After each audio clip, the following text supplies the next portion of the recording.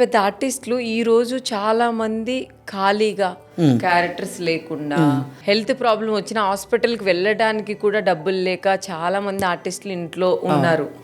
So దాని మీద మీ opinion ఏంటమ్మా? అందరికీ ఒక న్యాయం జరగాలి అనేది ఒక ఫామ్ అవ్వాలి.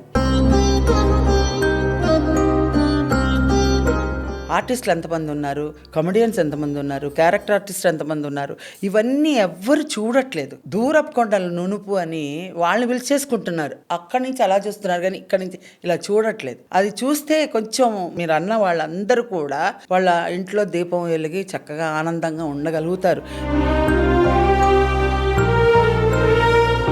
ఒక పెద్ద అనేది, ఒక భావన అనేది ఇప్పుడు ఇండస్ట్రీకి లేదు. చెప్పి ఒకరికి చెప్పి చేయించేవాళ్ళు ఉండేవాళ్ళు అది వరకు రోజుల్లో.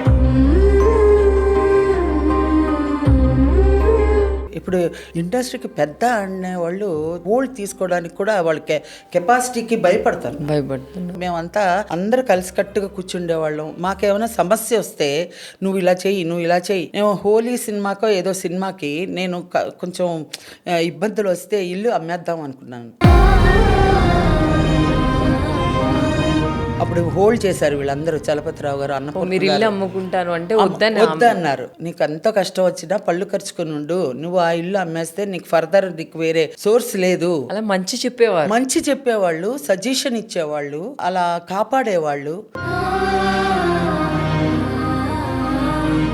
అదంతా ఉండేది ఆ రోజుల్లో.